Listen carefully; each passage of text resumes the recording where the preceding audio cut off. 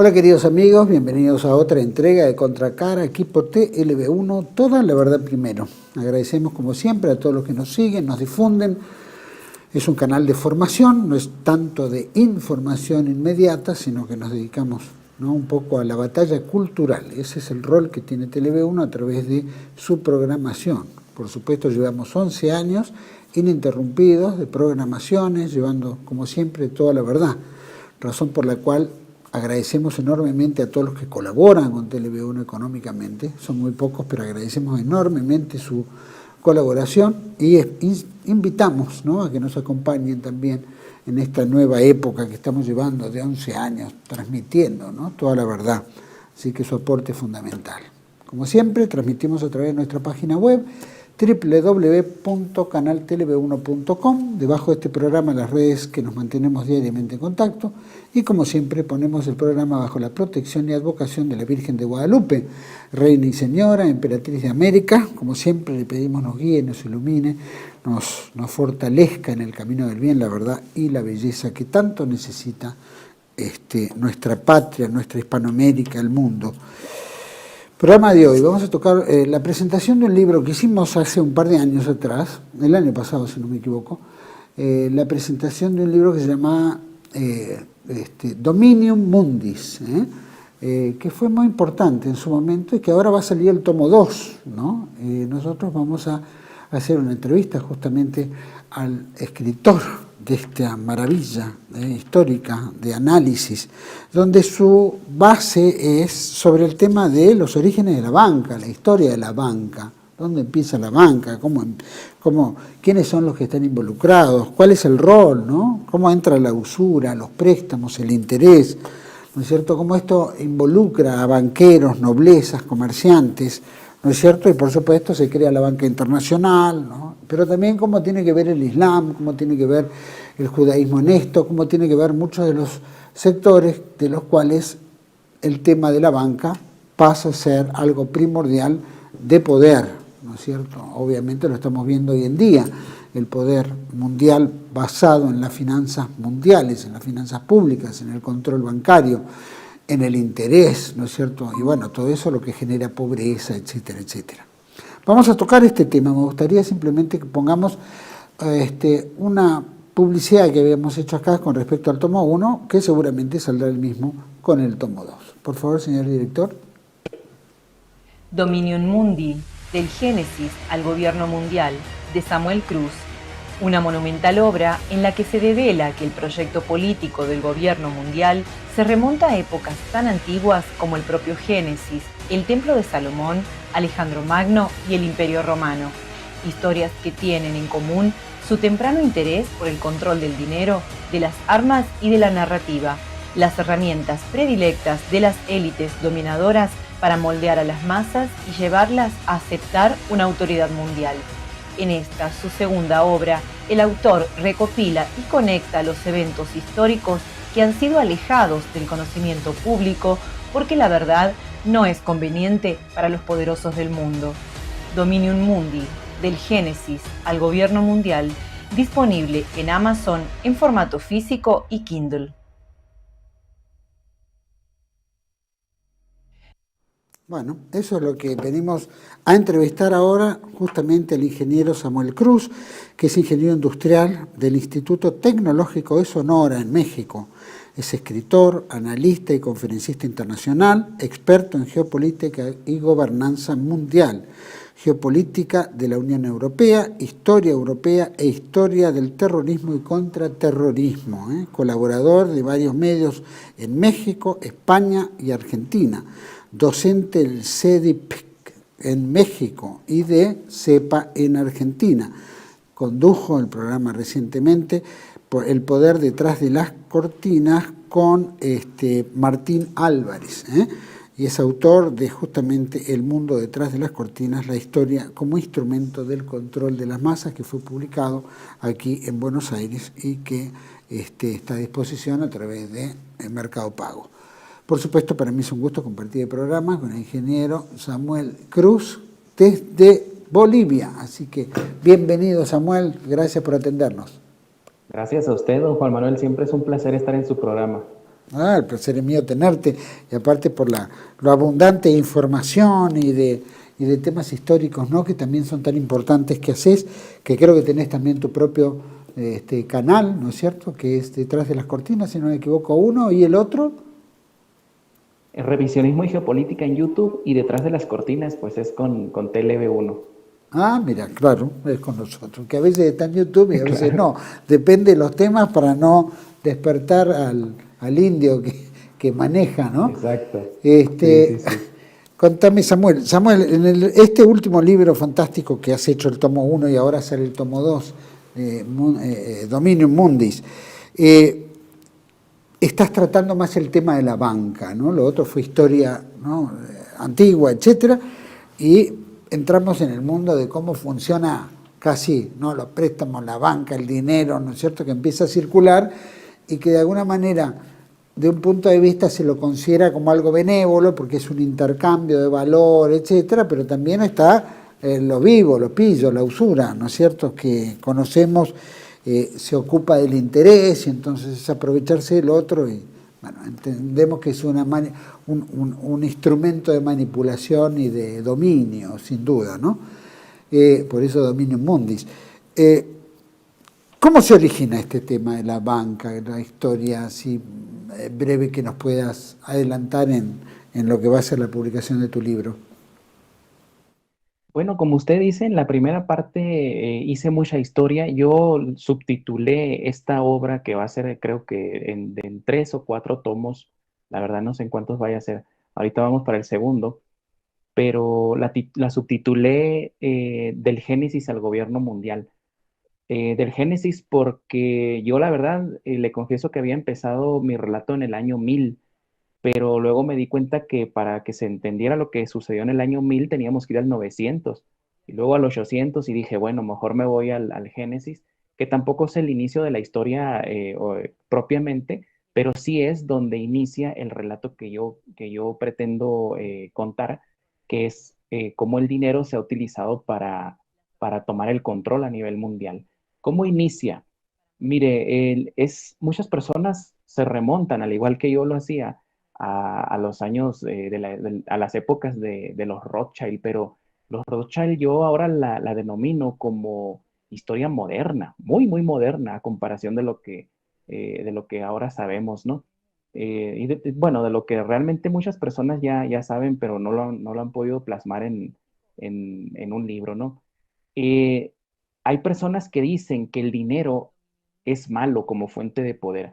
El dinero en sí no es malo. Lo que es malo, desde mi perspectiva, don Juan Manuel, es aquellos que se adueñan de la emisión de la moneda, porque el dinero como instrumento nos ayuda a simplificar muchas cosas, ¿no? Pero cuando fue tomado desde el inicio de la historia, yo me he remontado en este segundo tomo hasta Sumeria, que fue una época que no toqué mucho en el primer tomo, pero para que se comprenda cómo el dinero ha suplantado o ha sido el núcleo del poder en la actualidad, pues teníamos que ir a los inicios de la banca en Sumeria, que se inicia en los templos de los distintos dioses, sobre todo en Sumeria, se adoraba a un dios que se llamaba Utu Samash en los templos y este dios estaba, o esta deidad, estaba relacionada con los intercambios, con los préstamos, con los intereses, con todo lo económico, ¿no? Curiosamente, a este dios, en Sumeria lo identificaban con el número 21. Y esto es bien interesante, don Juan Manuel, porque si nosotros vemos en la actualidad nuestras tarjetas de débito o de crédito, y yo invito a la gente para que busque esto en internet, una búsqueda rápida le va a dar una idea, cuando ven de cuántos números está compuesta su cuenta bancaria, se van a dar cuenta que es de 21 números. O sea que en la actualidad, después de miles y miles de años, seguimos relacionados con Utu Samach, que era el dios que se dedicaba o que los sumerios pretendían que fuera el vigilante de las buenas prácticas del interés y de paso, cuando ligaron el dinero a algo, a una deidad, quedó ligado todo esto a un derecho, perdón, a una obligación cuasi divina de regresar ese dinero con intereses. Es bien, bien interesante todo el tema. Mira vos, así que 21 números, eso claro. Será parte de una cábala, supongo, ¿no? Porque de alguna manera esto trasciende subliminalmente. ¿Quién se hubiera preguntado eso? Pensarían que son la proporción de cantidad de tarjetas que hay circulando en el mundo, ¿no es cierto? Pero no es así, obviamente. Pues sí, pues, por supuesto que tiene mucho que ver con la numerología, ¿verdad? Yo no soy un experto en numerología, tampoco pretendo intentar dar una explicación porque seguramente erraría, ¿verdad? Pero yo lo relaciono más con el control de la emisión, porque en la época, es más, mire, de hecho, muchas personas dicen que para esa época se utilizaba más el trigo, la sal, etcétera, y sí, en cierta medida se utilizaba por algunos pueblos, pero ya los sumerios empezaban a acuñar monedas de plata. De hecho, cuando crearon sus redes comerciales, llegaron a tener relaciones con otros pueblos en los cuales ellos y fíjese cómo la vida actual no ha cambiado en nada, don Juan Manuel, el control de la gente, de los recursos. Los sumerios, debido a su riqueza en producción, porque vivían cerca de los ríos, tierras muy, muy productivas, intercambiaban esas riquezas, esos alimentos, por derechos de explotación de minas, de metales para acuñar las monedas. Es lo que se hace en la actualidad también, a través del control de las tierras, del control de la verdadera riqueza, ¿no? Que son los recursos naturales. Se imprimen billetes o se fundamenta una moneda, una divisa mundial que intrínsecamente no vale nada, porque por lo menos la moneda de plata valía algo, tenía un valor intrínseco, pero hoy en la actualidad con papelitos nos obligan a entregar, con papelitos pintados de verde sobre todo, nos han obligado a entregar la riqueza y la soberanía de nuestras naciones. Esa costumbre, como le digo, que nace en los templos, se va trasladando a otras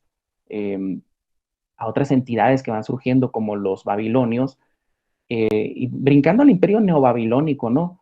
Que se hace famoso de la mano de Nabucodonosor II. Nabucodonosor II, desde mi perspectiva histórica, comete un error gravísimo cuando invade Judea, porque destruye, como todos sabemos, el segundo templo, el primer templo de Salomón, perdón, pero en esa destrucción, como en aquella época la forma de dominar a un pueblo era intentar cortar la raíz de la élite que gobernaba ese pueblo y llevarlas a otras ciudades para que se mezclara, ¿no? con estos y se diluyera esos focos de rebeldía, pero no tenía Nabucodonosor la idea de que se iba a enfrentar a una nación que tenía una característica muy, muy racista, con todas las palabras, ¿no? Muy étnicamente muy arraigada, que eran los hebreos. Cuando se lleva a la élite, a Jeconías, o a los hijos de Jeconías, ¿no? Y a toda su familia, o Joaquín, ¿no?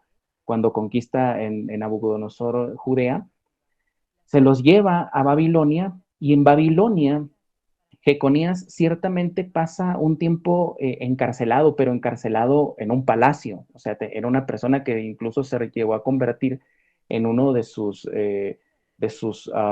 asesores, a tal grado que cuando muere Nabucodonosor, su hijo Evil Merodach lo nombra su principal asesor, pasando a crear lo que de hecho muchos hebreos no conocen, no digo todos, ¿no? Muchos no conocen esta historia del exilarca, así como se escucha, exilarca, ¿no?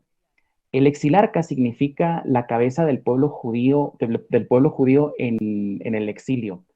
Y el exilarca pues tenía sangre davídica, o sea que continúa la línea David, de la casa de David.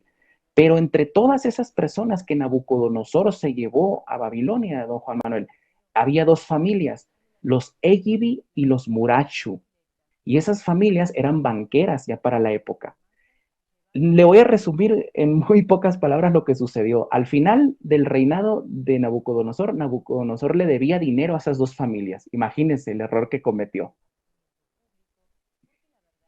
Mira, serían como los Rothschild o los Rockefeller, ¿no es cierto? De la Exactamente, época. exactamente. De hecho, en mi libro, en el segundo tomo, yo comparo el actuar de los Egibi y de los Murashu con los Rothschild, porque ellos, cuando cae Babilonia, cuando llega Ciro el Grande, de hecho, cuando muere Nabucodonosor, ellos empiezan a perder un poco de presencia debido a Nabodino, ¿no?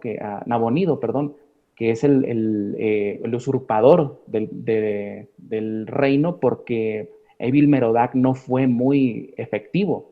Entonces lo sustituyen, lo derroca Nabonido y su hijo, y los hebreos empiezan a perder ahí en Babilonia mucha presencia y empiezan a financiar a un hombre que creara un imperio mucho más grande con una moneda estandarizada que les serviría mucho más, y ese fue Ciro el Grande. Curiosamente, ya saben, ¿no? Nabonido pasa la historia como alguien muy, muy malo, y Ciro el Grande pasa como, wow, ¿no? Un hombre de valores, el primero que hace un código de leyes para los derechos humanos, o sea, lo mejor de lo mejor, nada más le falta las alitas para hacer un angelito a Ciro el Grande. A Ciro el Grande lo denominan ellos el ungido de Yahvé, imagínense. Y decían en las profecías que Ciro el Grande iba a imponer el gobierno mundial de Yahvé en la tierra. Crea este gran imperio, y a raíz de esto la familia Murasho y los Egibi empiezan a abrir sucursales con su familia en otras ciudades del imperio de Ciro el Grande, y se crea esta red bancaria que se convierte en una red muy, muy poderosa ya para la época, y Ciro el Grande ordena lo que yo llamo la primera declaración Balfour, don Juan Manuel, porque Ciro el Grande, como sabemos, pues una historia muy conocida es que libera supuestamente a los hebreos de Babilonia y los manda de nuevo a Judea, pero algo que no se dice mucho es que él ordenó que todos los pueblos bajo su dominio financiaran la reconstrucción del templo de Salomón. Claro. Fue la primera declaración Balfour esa. Y lo reconstruyen.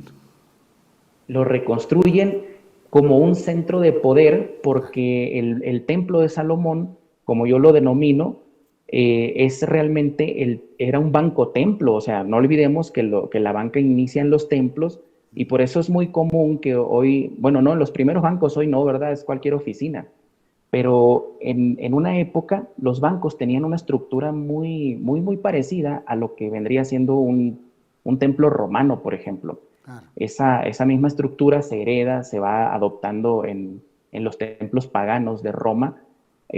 Había, por ejemplo, el templo de Juno Moneta, ahí es donde se acuñaba la moneda, ¿no? de los romanos, y en todos los templos alrededor del imperio romano, pagano, eran sucursales bancarias, en realidad.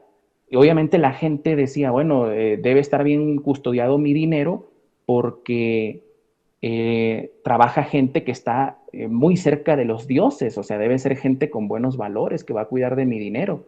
Lo que no sabían estas personas era, ellos pensaban que ese dinero se llevaba y se guardaba ahí. Pero, y esta es otra cosa que yo desmonto, que yo demuestro en el segundo tomo de mi libro, el hecho de que muchos historiadores han dicho que la banca de reserva fraccionaria no existía en la época de la Roma pagana.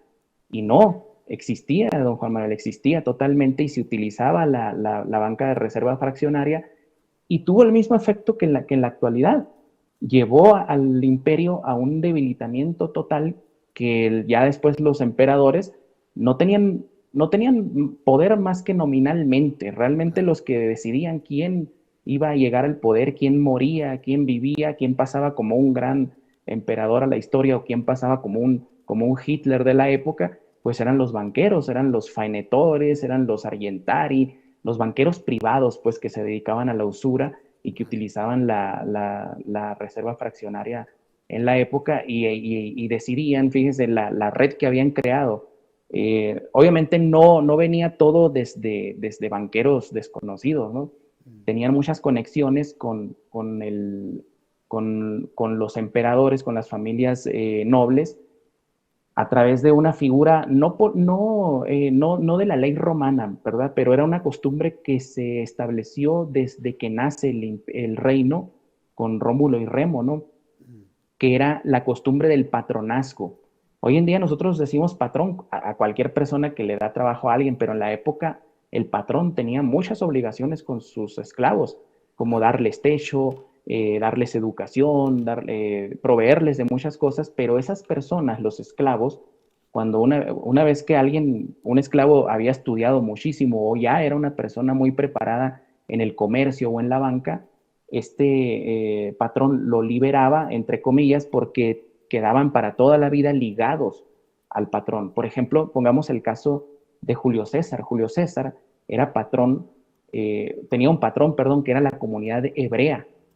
Ellos habían financiado su campaña política, y una vez que él conquista las Galias, que las Galias no eran como nos pintó él, de hecho, porque lo que conocemos de la historia de las Galias viene del libro Bellum Gallicum, que es el libro de Julio César, donde él los describe como bárbaros a los galos. Sin embargo, tenían un sistema político y económico muy desarrollado, pero no tanto como el romano. Entonces, pongamos, por ejemplo, que Irak es tomado por el sistema estadounidense. Obviamente Estados Unidos está mucho más desarrollado que Irak, ¿verdad? En ese caso, el Imperio Romano estaba mucho más desarrollado que las Galias, y una vez que conquista todos los centros de comercio de los galos, pone en esos centros a puros hebreos, y esos hebreos construyen una red comercial en Europa que finalmente va decidiendo también quién gobierna, quién no gobierna, quién vive, quién muere, quién invade, a quién financian las guerras, etcétera, y termina convirtiéndose todo ese modelo, don Juan Manuel, en lo que hoy arrastramos. Es por eso que hoy en día vemos a un Tedros Ghebreyesus que, por más que sea un criminal, está puesto en la OMS, en la OMS, sí, en una institución que supuestamente debe cuidar de la salud de las personas, pero obedeciendo, por ejemplo, a Bill Gates. Bill Gates es el patrón de Tedros Ghebreyesus, y Ghebreyesus tiene que obedecerlo porque esas mismas leyes que se arrastran desde hace mucho tiempo se siguen practicando entre ellos, ¿no? Entre esa élite cerrada. Es que totalmente de acuerdo, es lo que vienen, ¿no es cierto?, esa infiltración. Bueno, cuando uno escucha a Rivanera Carles, que habla también sobre, ¿no es cierto?, la conquista de América entre los cristianos nuevos y los cristianos viejos, eran los conversos, ¿no es cierto?, que han venido a la América y que de alguna manera también se adueñaron del negocio, de los comercios, y eran los que determinaban, ¿no?, quién aprobaba, pasaba, no pasaba, inclusive compraban los títulos, y todo en España, así que era una práctica muy común, ¿no?, obviamente de poder, sin duda. Acá comentabas, por supuesto, del Imperio Babilónico, etcétera, la banca, los sumos sacerdotes, habías planteado al principio, ¿no?, y especialmente, ¿cierto?, el Templo de Salomón. Ahí, como, digamos, Sumeria, ¿no es cierto?, planteaste también, ¿no?, siempre fueron los hebreos atrás, siempre estuvieron en el tema de la banca los hebreos, o venía también por otras costumbres como Venecia, que tal vez había no hebreos, o la familia, ¿no es cierto?, orígenes. ¿Tuvieron siempre los hebreos exclusivamente en este tema del interés de la usura? Todas las civilizaciones tenían su sistema bancario más o menos desarrollado según el pueblo, ¿no? Pero hay una teoría, yo no la desarrollo mucho porque ciertamente no hay mucho material, pero sí la menciono en el segundo libro, en el segundo tomo de Dominium Mundi, que recordemos que en el Pentateuco se menciona cómo Abraham tuvo que salir de su tierra, ¿no? Y una de esos nombres, de esos tantos nombres que se manejan en la Biblia, en el Pentateuco sobre todo, coincide con el nombre de una ciudad muy próspera donde se desarrollaba mucho la banca de Sumeria. Entonces, algunos autores serios, por cierto, han argumentado que la banca la aprendieron de ahí, los hebreos, de Sumeria. Entonces, otros dicen que Abraham, de hecho, provenía de Sumeria. Y él la lleva a su pueblo, la va enseñando. Es por eso que muy temprano en la historia podemos leer cómo se hacen guiños de cómo utilizar el dinero en favor de este pueblo, ¿verdad? Como por ejemplo, el más claro ejemplo es que tienes derecho a cobrarle o que puedes cobrarle usura a otras personas, pero no al propio pueblo hebreo, ¿verdad? Claro. Otras cuestiones que se mencionan tienen mucho que ver con las cosechas, porque las cosechas eran el dinero palpable, en realidad, ¿no? Y esto se menciona en el hecho de que una persona podía tener o acaparar el grano, por ejemplo, porque esa forma era la forma de controlar más sencillamente que controlar la plata o controlar el oro.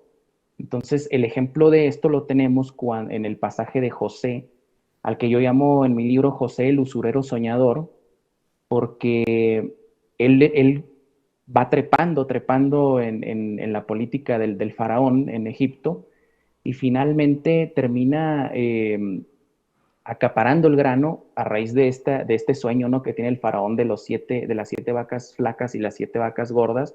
Inteligentemente él, sabedor de que el clima cambia, de que los tiempos cambian, le recomendó que en 7 años acumulara todo el grano que pudiera. El grano era la moneda en esa época, y en los próximos 7 años podía estarla vendiendo, ¿no?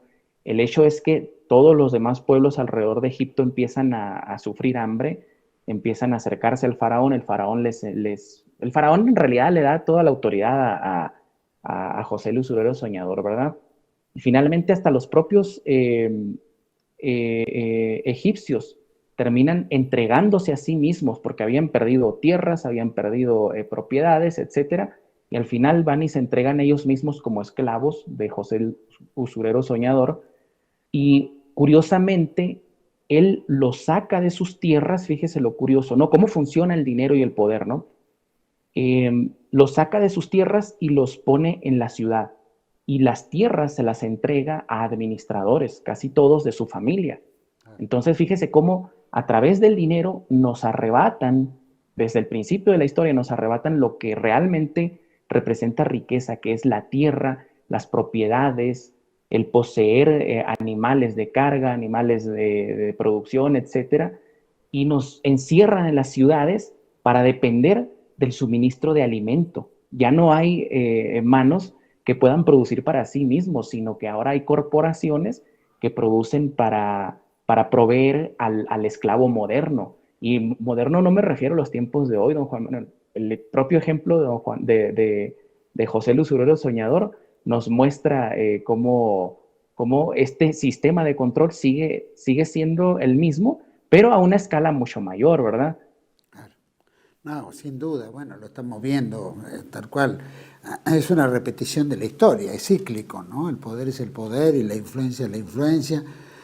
Y lo hemos visto también, ¿te acordás? En el tema de las hipotecas en el 2008, cuando, ¿no?, se compraban esas especies de paquetes basura que le ponían bonitos nombres y se iban vendiendo en fondos de pensión o fondos internacionales, hasta que algún día estalló el Lehman Brothers famoso y generó unas pérdidas enormes donde mucha gente perdió sus propiedades, perdió sus empresas, perdió todo porque no tenía cómo pagar y terminaba en manos de los bancos, que al final algunos los remataban y los terminaba comprando la banca famosa, que al final se terminaba quedando con las propiedades. O sea que son temas que se repiten en la historia y es una forma de ir tal vez concentrando el poder, ¿no?, de a poco, ¿no?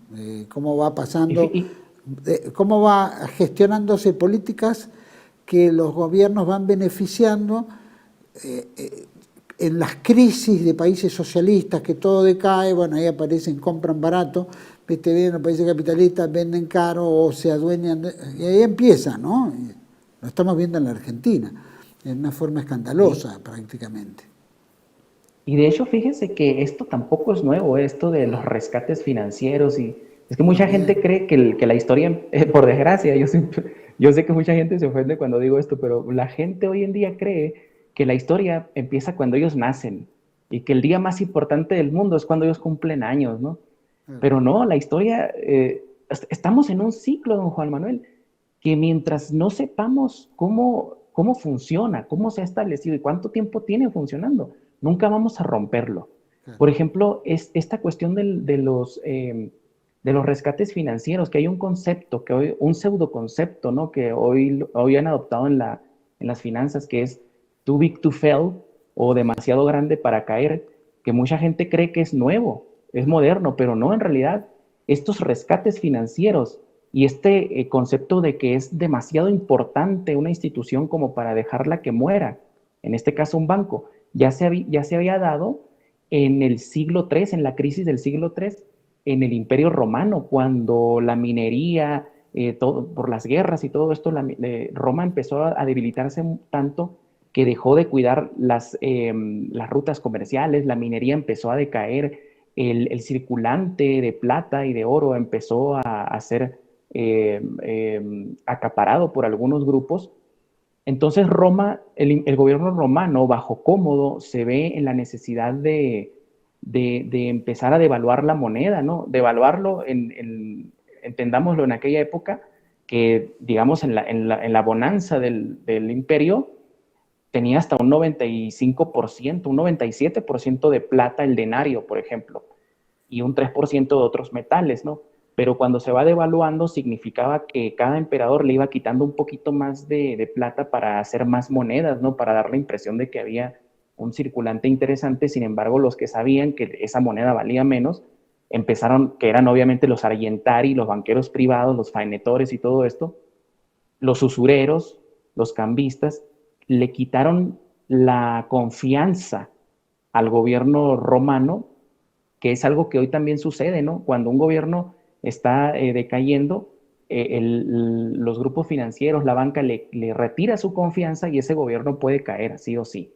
En aquella época, en el siglo III, estamos hablando del siglo III, fíjese, cuando gobernaba Cómodo, también supuestamente los banqueros privados tenían la obligación de apoyar al gobierno para que el sistema se mantuviera, pero estos, como ya habían acaparado toda la riqueza, le quitaron la confianza al emperador y el gobierno suyo se vino a la baja hasta que termina pues asesinado Cómodo. Y varios emperadores que, por ejemplo, pasaron como malos, como por ejemplo Calígula, el hecho de que Calígula, mucha gente lo conoce a Calígula simplemente por la película erótica que han visto Sí, en televisión, pero en realidad la degeneración. historia de Calígula es muy, muy interesante y cómo ha pasado la historia como una persona cruel, como una persona malvada, el hijo de Satán casi casi. Pero lo que no se dice es que Calígula le puso un freno a los cambistas, a los argentari, a los usureros, y esa parte de la historia, don Juan Manuel, queda borrada de la historia de Calígula. Es increíble, pero sí, sí, sí, efectivamente.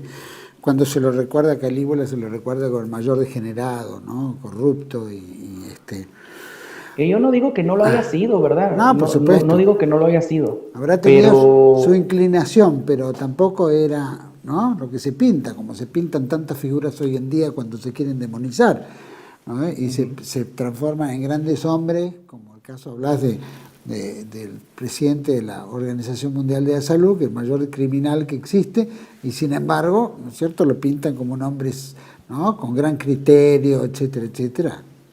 Está y si administrando. me permite hacerle una puntualización ahí, al contrario, los gobernadores o personajes que pasan a la historia como dignos de admiración, pongamos el caso de Claudio, que fue el heredero del poder de Calígula. Claudio era un impedido mental, don Juan Manuel. ¿Y cómo ha pasado la historia? Como un gran emperador. ¿Por qué? Porque él no gobernaba, él no tenía ninguna autoridad.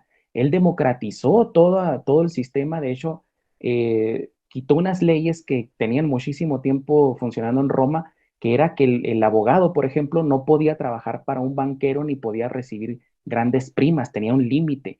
Entonces, eso aseguraba que solamente las personas que tenían dinero y que eran responsables podían ser abogados, pero cuando llega Claudio, quita esa ley, entonces los banqueros privados empiezan a financiar las carreras de los abogados para que les quitaran los problemas con la ley romana.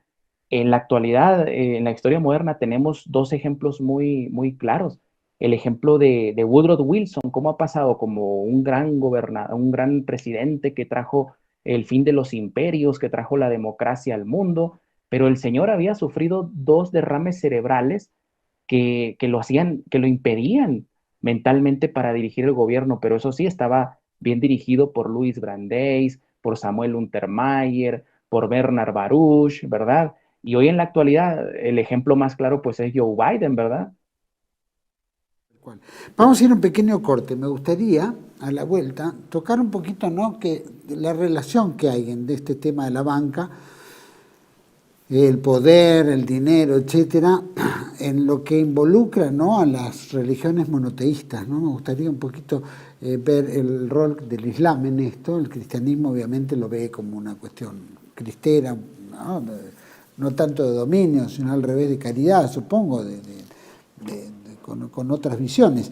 Y la hebrea, por supuesto, en este aspecto, que ya vemos históricamente como han tenido inclinación en esto. Pero vamos a plantear este tema de los monoteísmos frente a este tema de la banca. Vamos a un pequeño corte, volvemos enseguida con Samuel Cruz, hablando de este tema, Dominium Mundis. Ya volvemos. El mundo detrás de las cortinas, la historia como instrumento de control de las masas, de Samuel Cruz. Un libro que desenmascara los mecanismos de control de las masas puestos en práctica por el Instituto Tavistock en la Segunda Guerra Mundial contra Alemania y contra la humanidad. Disponible en Argentina en editorial Cruz y Fierro. El mundo detrás de las cortinas, de Samuel Cruz.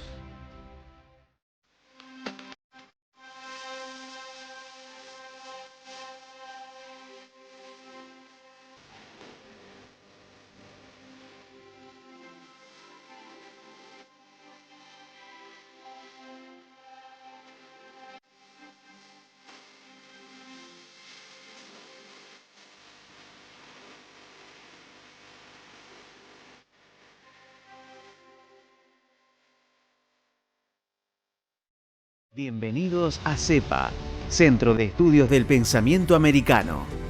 Nuevo sitio web de cursos de formación en política, filosofía, historia, literatura, geopolítica, religión, psicología y más. Cursos de formación que reflejan el verdadero pensamiento americano. Lo invitamos a elegir el curso de su agrado ingresando en www.cepa.la.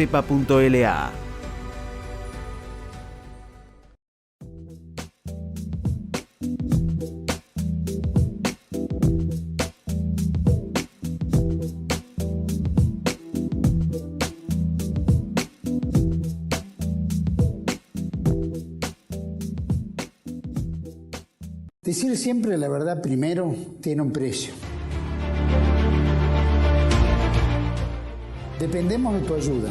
TLB1, toda la verdad primero.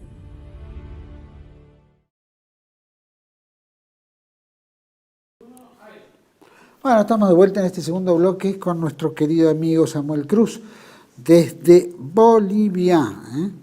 Samuel, había quedado en el bloque anterior el tema de las religiones monoteístas. Sabíamos que también estaban los paganos, etcétera, ¿no?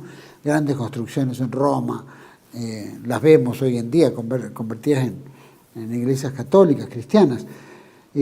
Pero contame un poquito el rol de la banca, porque cada uno debía tener, entendemos a los judíos que venían, ¿no?, los hebreos hace rato, con esta inclinación del dinero, etcétera, el becerro con Moisés, ¿no?, la adoración al becerro de oro.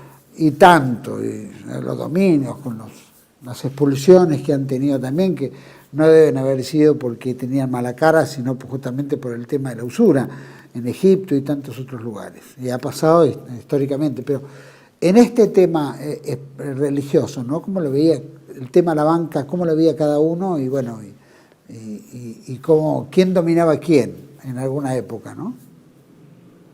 Bueno, empiezo por la última pregunta, ¿no? ¿Quién dominaba a quién? Es una pregunta que tiene un matiz muy especial, porque no había, por ejemplo, no era que hebreos dominaran a romanos o romanos a gálicos, etcétera, sino que se fue, en un principio sí, ¿verdad? Pero se fue creando un grupo cerrado. De hecho, los Argentari no dejaban entrar a cualquier persona en su círculo, ¿no? Pero se fue creando una casta diferente, que era la casta de los de los banqueros comerciantes. Esos que fueron creando lo que yo llamo en mi segundo tomo de Dominium Mundi, el imperio secreto, porque mientras los imperios físicos reales, ¿no? Por ejemplo, Roma, los sasánidas, etcétera, se iban enfrentando mutuamente y destruyendo mutuamente, perdón, los únicos beneficiados eran, por ejemplo, los gremios de comerciantes y los banqueros. Y obviamente lo que era en la época el, las empresas que hacían el armamento, ¿no? El complejo industrial militar de la época, que había muchísimos, por ejemplo, había núcleos de estos personajes que hacían armas en Judea, había en Roma, había en Persia, había podríamos ir un poco más allá, ¿verdad? Pero en China, ¿no? Pero centrándonos acá en la historia de esto, de donde se desarrolla el judaísmo, el cristianismo y el islam, ¿verdad? Y a raíz de que Tito va y destruye el segundo templo de Salomón en el año 70, muchos de la casta, de las castas hebreas huyen a unos hacia el Cáucaso, otros hacia Persia, pero muchos de ellos huyeron hacia Ejaz, que es en la península arábiga, ¿no? Donde está la Meca, pues. Y estas personas empezaron a casar a las princesas judías con los coraishitas, los que controlaban la Kaaba, o sea, el núcleo religioso. Que por cierto, lo siento por mis amigos que practiquen el Islam, que no tengo ninguno de hecho, pero no fue construida ni por Abraham, ni fue construida por un ángel, ni por Alá. Fue construida por Onías, que era un rabino hebreo que huyó hacia Egipto y como parte como una persona inteligente que lo era, pues se acerca al emperador, perdón, al faraón, y este faraón lo envía a unas misiones y ahí en esa misión para ir asentando el dominio egipcio, construye la Kaaba. Ese es el verdadero origen de la Kaaba, no es ninguna Alá quien la mandó construir a Abraham ni a Ismael, ¿verdad? Como se cuenta en los mitos islámicos. Pero como usted dice, en el judaísmo, en el cristianismo y en el islam tienen conceptos muy diferentes del dinero. En el judaísmo, por ejemplo, tenemos que en la filosofía judía, a diferencia de la filosofía griega, se considera a la moneda como algo creado directamente por Dios. Cosa contraria sucedía en Occidente, donde se consideraba una materia inanimada y por tanto no tenía la capacidad, como las creaciones divinas, de reproducirse. Sin embargo, en el judaísmo se consideraba una materia creada por Dios o algo creado por Dios directamente, pues tenía que cumplir con las mismas características de los seres vivos, ¿no? Reproducirse y por eso la usura para ellos es legal y totalmente, casi divina, de hecho, ¿no? Es totalmente permitida, porque la moneda se puede multiplicar porque fue creada por Yahvé directamente. Pero ellos mismos sabían que había una connotación muy perjudicial en la usura. De hecho, en el judaísmo se le llama a la usura neshek con esa palabra que es traducida al español es mordisco, y lo utilizaban porque un mordisco es bastante doloroso para una persona, y ellos sabían perfectamente que el interés no válido era muy doloroso. En cambio, cuando llega el cristianismo sucede algo curioso, y ahí está también yo creo que un error también del cristianismo. Ciertamente, por razones morales, se aleja de este concepto en un principio, muchas de las personas que se agregaron al cristianismo tenían muchas costumbres paganas.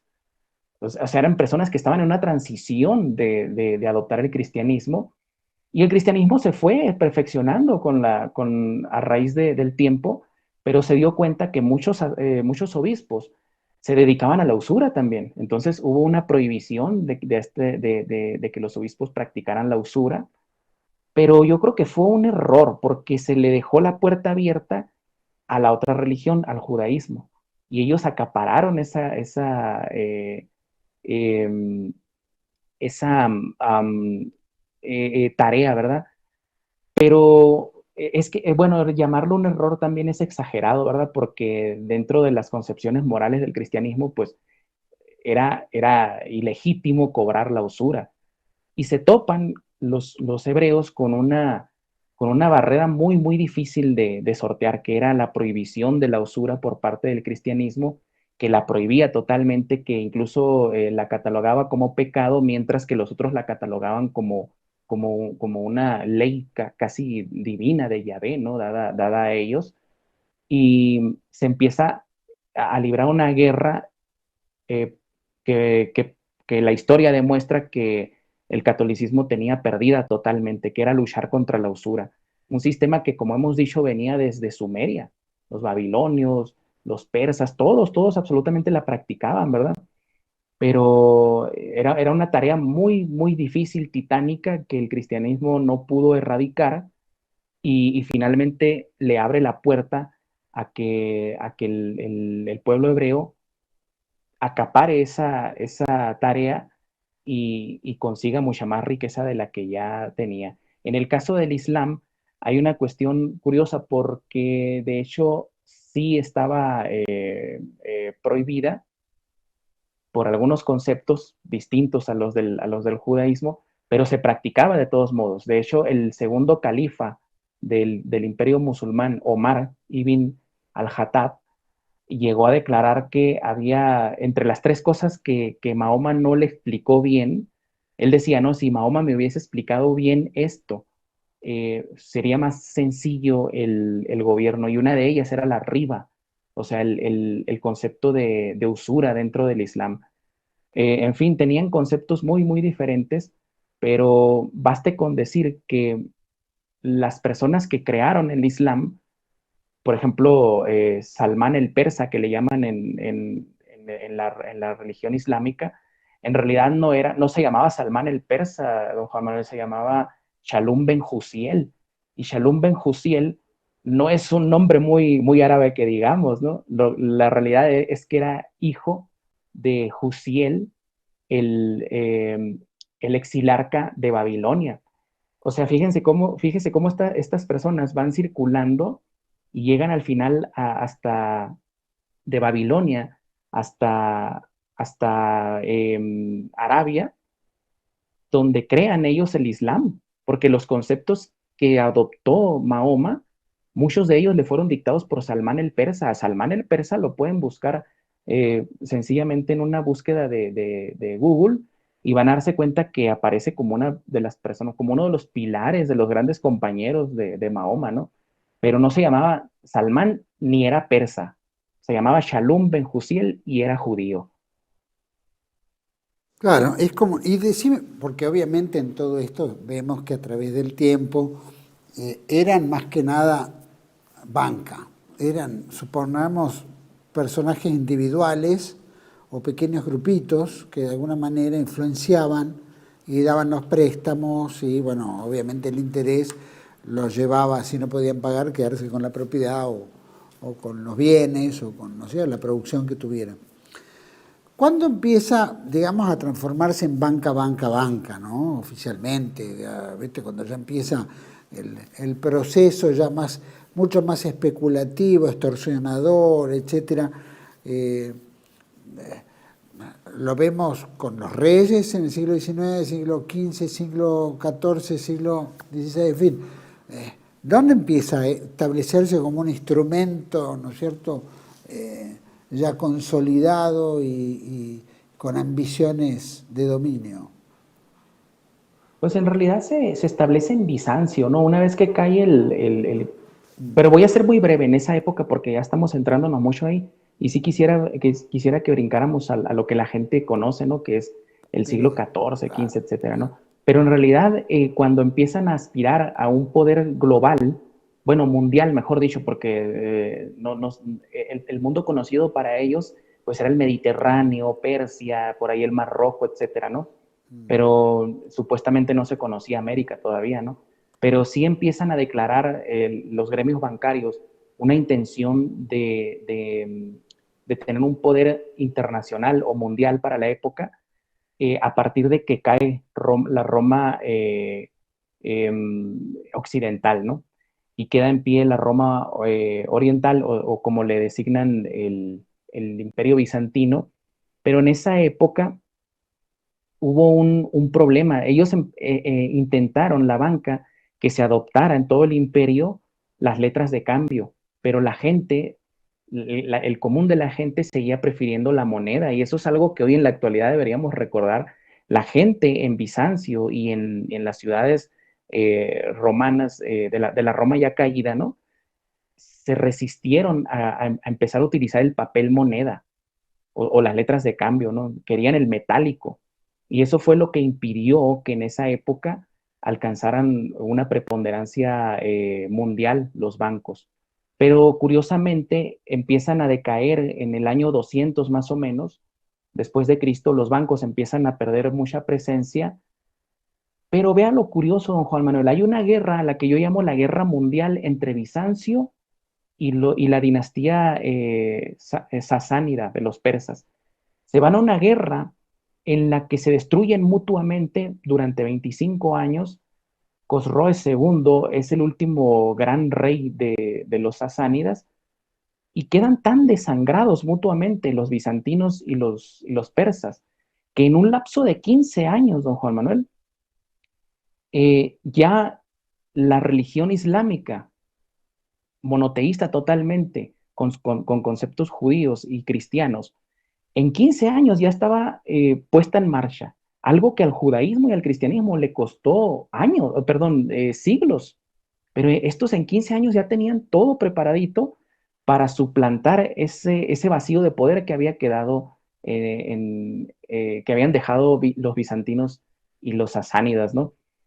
En un lapso después de 50 años logran crear un enorme imperio, y esa época, curiosamente, es en la que renace la actividad bancaria. Pero si damos un salto en la historia, ya en Inglaterra hubo un rey que intentó quitar ese poder que ya habían amasado los banqueros, cuando intentó sustituir la moneda que manejaban, que habían privatizado los banqueros de Londres, por lo que se llamó los talistic. Talistic, que era como, se traduce más o menos como un pedazo de madera, talistic.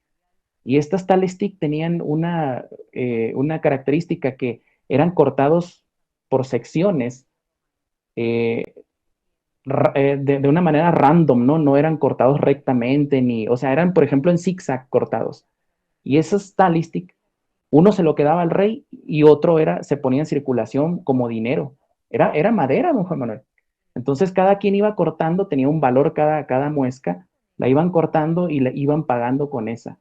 De hecho, el Banco de Inglaterra se compró con un talistic, con un pedazo de madera se compró. Pero ese dinero que no controlaban los usureros, pues no era conveniente para el sistema de dominio, entonces desapareció muy rápido. Y luego en la actualidad, ya habíamos mencionado a los Murachu y a los Egibi, cómo en Babilonia crearon estas redes. Y como usted bien decía fuera de grabación, en la época moderna no se inventó nada realmente, solamente se ha perpetuado y se ha perfeccionado ese modelo. Lo adoptan los Rothschild y empiezan a crear estas redes que al final de cuentas se dedican a circular el dinero.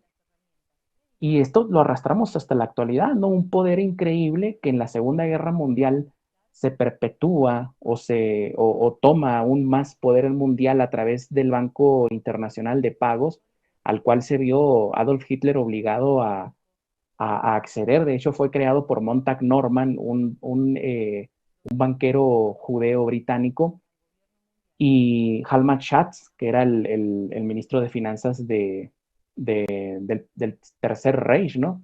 Del Tercer Reich alemán, y se crea el Banco Internacional de Pagos para que Alemania pudiera solventar sus deudas de la Segunda Guerra Mundial. Pero curiosamente, este Banco Internacional de Pagos, don Juan Manuel, hoy en día es, es el que está impulsando la creación de la moneda mundial.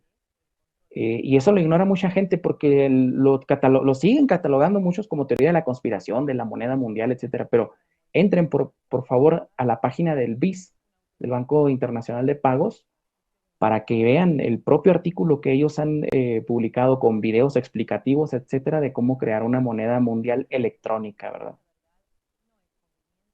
Mi pregunta, ¿no? En base a eso, porque siempre el tema del dinero, en ese aspecto, había más ambición en el metálico y se quedaban con el metálico y entregaban papeles de colores, es lo que nos pasó a nosotros en el siglo XIX, con los préstamos a la Baring Brothers y otras bancas de aquella época, ¿no? Por supuesto, mucho antes habría otras. El metálico, ¿no? Era algo constante y sonante, ¿no? Tenía valor, tal vez. ¿De cuándo el oro pasa a ser el oro como una riqueza? ¿Por qué el oro? ¿Por qué no otro metal? ¿Qué tenía el oro que no tenía otras cosas? ¿Por qué el becerro de oro? ¿Y por qué el oro es algo que, por más que hablemos hoy en día de entrar en el mundo digital o el dinero, no es oro? Y las bancas, sea, ¿no es cierto?, en Basilea o en Londres, cuando tienen relaciones con los países, se quieren transformar en los custodios del oro de esos países y los hacen remitir a Basilea o a Londres o donde sea, que nos ha pasado a nosotros, lo ha hecho el gobierno de Macri y lo acaba de hacer el gobierno con el ministro de Economía Massa, ¿no?, de Fernández. O sea que algo hay que remitir el metálico allá, ¿no? Y no cambió en nada. Pero ¿por qué el oro? ¿Por qué el metálico? Porque no es reproducible, como recién hablaste de la madera, que daba un pedacito de madera, ¿no? Pero ya la madera parece que se desintegra con el tiempo, mientras que lo otro capaz que no.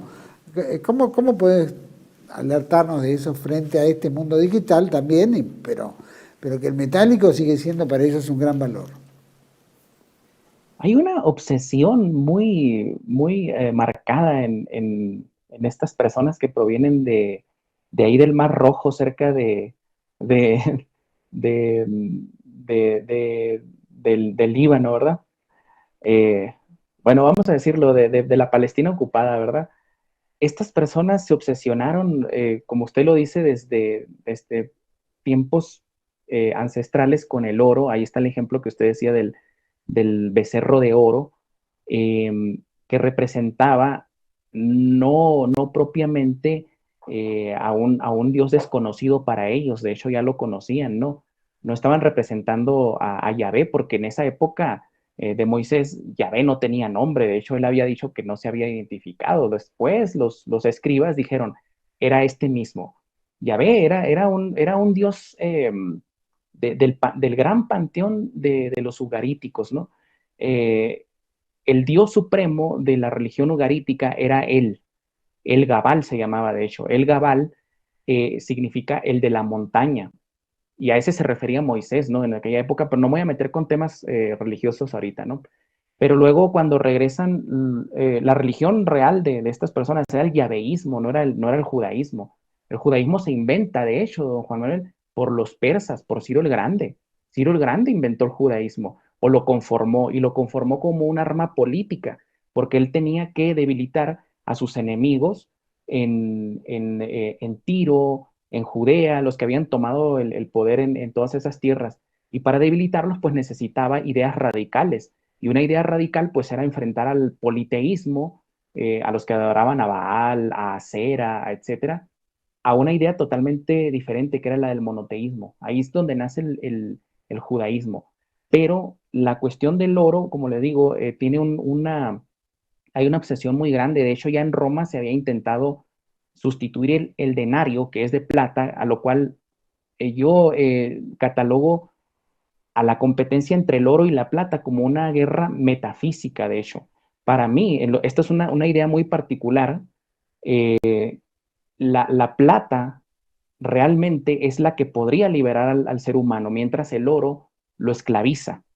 Estamos en una guerra metafísica ahí. Entonces, los cambistas ya habían intentado en Roma que se adoptara el patrón oro en lugar del patrón plata, porque Roma, aunque no se conociera con ese concepto, utilizaba el patrón plata, la moneda estándar era el denario de plata.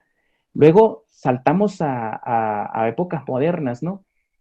Cuando los Goldsmith, que esta es una historia que mucha gente conoce, se dan cuenta de que la gente cuando iba a depositar su oro o su plata en sus bodegas, no la reclamaba. Entonces ellos empezaron a circular monedas. La gente se da cuenta de que es más fácil utilizar monedas que utilizar los lingotes de oro, etcétera.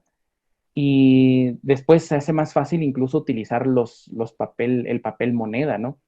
Pero ahí otra vez los Goldsmith, ahí está la misma palabra. Goldsmith significa orfebre, o sea, los que se dedican a trabajar el oro, mientras los silversmith son los que trabajaban la plata. Y hay otra guerra, ¿no? Pero la máxima guerra entre el oro y la plata que yo he identificado es esa guerra entre España, entre el Imperio Español y el Imperio Británico. Uno, el Imperio Británico defendiendo el oro como divisa internacional y España representando al patrón plata. Y ahí se hace una guerra global realmente porque el real de A8, que era una moneda de muchísima calidad, circulaba en todo el imperio español y aparte, no solo eso, circulaba en Estados Unidos, circulaba en Alemania, circulaba en la propia Inglaterra. Pero cuando se le entrega la dirección de la SECA de Inglaterra a Lord Isaac Newton, ahí se inicia una guerra mundial para imponer el patrón oro. Cuando cae España, por desgracia, el patrón oro empieza a expandirse por todo el mundo, don Juan Manuel, con un núcleo que era Londres. Por eso hoy en día, ¿no? Los países que poseen oro metálico, ¿no? Hay presiones, por supuesto, de las comunidades y también de sectores, la masonería y tantos que son los que influencian para que el metálico sea remitido a estos centros de poder, porque es la forma en la cual dicen se usa como garantía para futuras situaciones de desgracia económica. Pero bueno, se lo quedan ellos, ¿no? No hay. Creo que lo primero que hicieron, ¿no? Cuando entraron en Libia hicieron lo mismo, ¿no? Se apoderaron de todo el oro de Gaddafi y lo mismo hicieron con el Saddam Hussein. Después mostraban la opulencia que vivían, pero bueno, no era nada en relación a la cantidad de oro que tenían y que al final era el Estado. Como también podríamos decir la reina de Inglaterra, ¿no? O el rey de España, o los reyes, que al final pueden tener todo el oro que quieran, pero porque ellos son el país, ellos son el símbolo del país. Pero bueno, acá es cuestión de mostrar lo absurdo. Para ir concluyendo, porque creo que el libro es fantástico, va a ser muy interesante, ¿cómo cerrarías, concluirías esto? Porque hay mucho para hablar también al tema. Me venía acordando mientras ibas hablando del poder, ¿no? de las fábricas de armas en esas épocas y las fábricas de armas de hoy, ¿no? Israel podrá ser un pueblo judío, religioso, qué sé yo, pero es armamentístico y produce armas, ¿no? de alto calibre, nivel y la vende. O sea que es un comercio más. Y no cualquier país tiene producción de armas, ¿no? O sea que hay que comprarlas a esos centros de poder. Terminamos como la banca, ¿no? Yendo hacia los mismos lugares a recurrir por la defensa a sustentarnos. Pero me veía a cabeza así, tipo Shakespeare, ¿no? William Shakespeare cuando escribe El mercader de Venecia y plantea el juicio de este usurero Sherlock, donde, bueno, quiere la carne, ¿no? de este individuo porque ya el dinero no le basta, ¿no? Entonces estamos más o menos siendo desangrados de esa manera. Todavía no llegó la justicia que diga, no, puedes llevarte la carne pero sin un gramo de sangre, ¿no? ¿Cómo concluirías este tema de la presentación del libro, aparte de todo esto, que vale la pena que la gente lo lea, ¿no? Por supuesto, si estará en alguna otra plataforma que la gente acá pueda acceder, que tal vez, viste, vía libro sea más costosa y difícil. Bueno, yo concluiría diciendo que el poder, es que me gustó mucho lo que usted dijo fuera de grabación, ¿no? Que no se ha inventado nada en la actualidad. Los sistemas de control existen desde hace muchísimo tiempo. Y yo creo que no podríamos concluir de mejor manera que recomendándole a la gente que primero, si me hacen el honor de leer el libro, lo lean intentando situarse en la época, no con los ojos de la actualidad, porque la historia WIC, esos que nos enseñan que la historia va en una sola línea y no tiene distintas vertientes, nos ha acostumbrado a que unos son buenos y otros son malos, pero no hay matices grises entre ellos, ¿no? Entonces hay que leerlo con una visión imparcial y de una forma madura. Y entonces la conclusión sería que para comprender lo que hoy estamos sufriendo, todo a lo que se nos está sometiendo, tenemos que comprender de dónde provienen y desde cuándo están situados y en funcionamiento esos sistemas de control. Y yo creo que esta obra tiene ese objetivo. Por eso yo la he catalogado como una obra titánica porque en un principio, la verdad, don Juan Manuel quería hacer un libro explicando algunas cosas de la economía, pero iba a ser lo mismo que hacen otros, quedarme ahí, rascar la superficie nada más. Entonces, por eso creo que es mejor optar por irnos al Génesis y llegar hasta el presente. Esta segunda obra va a terminar, o este segundo tomo, perdón, va a terminar en el año 700 más o menos, y del 700 vamos a arrancar hasta el 1000 y del 1000 hasta el presente. Yo creo que van a ser unos 4 tomos, don Juan Manuel.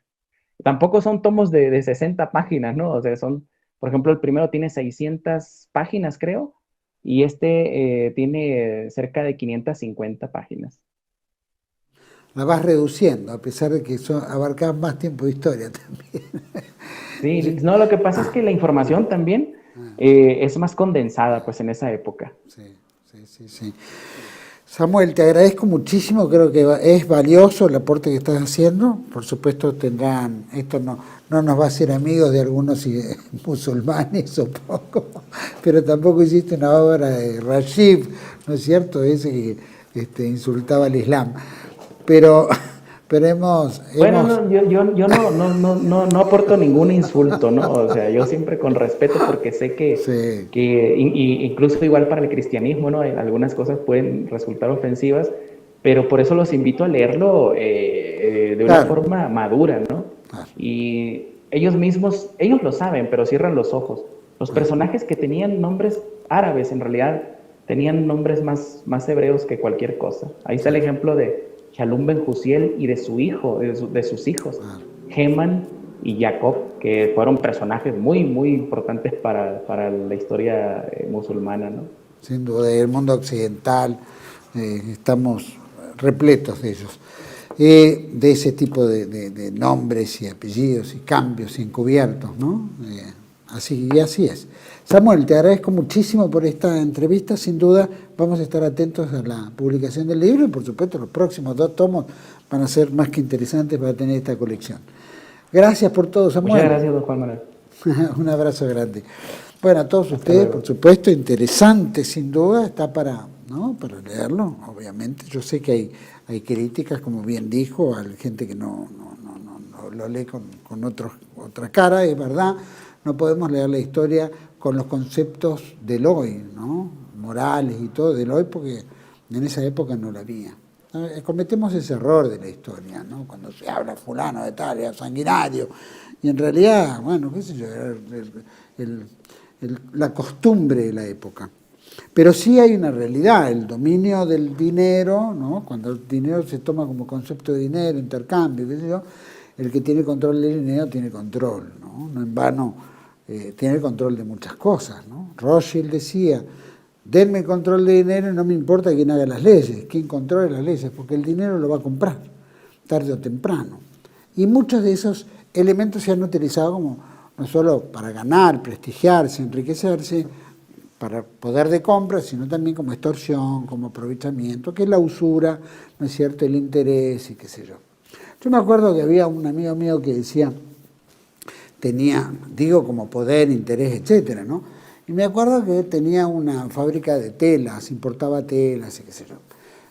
Y había un paisano también, que también importaba telas y tenía algunos conflictos, ¿no?, en la aduana, porque bueno, siempre quieren pasar más de lo que la ley permite. Estos otros que yo conocía, bueno, eran más legales, todos los papelitos en orden, todo muy claro, pagando lo que había que pagar. Bueno, este otro lado trataba de evadir, en fin, la costumbre normal dentro de lo que es la usura y la especulación.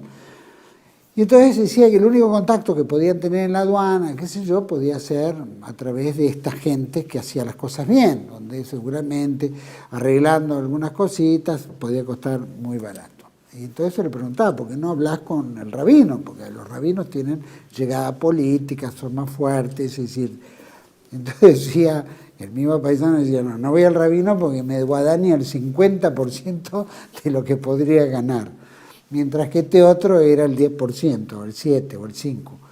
O sea, no cabe duda de que hay temas de poder, que el poder tiene un costo entre ellos mismos, también lo tienen con otros, lo vemos el poder en la apropiación, ¿no es cierto?, en circunstancias políticas, cómo se van aprovechando y van conquistando, ¿no es cierto?, a través de contactos, a través de muchos estilos que se tiene y que efectivamente logran adueñarse de empresas, comprarlas baratas, ¿viste?, y después, ¿viste?, repactar los precios, y bueno, y así tenemos, ¿no es cierto?, muchas de las empresas argentinas que hoy dependemos, inevitablemente, que están bajo el control, ¿no es cierto?, de gente que es usurera, que en 50 años un empresario puede haber triunfado, pero meramente, pero bueno, en 50 años, estos muchachos que llegaron con una mano atrás y otra adelante, hoy son poderosos empresarios.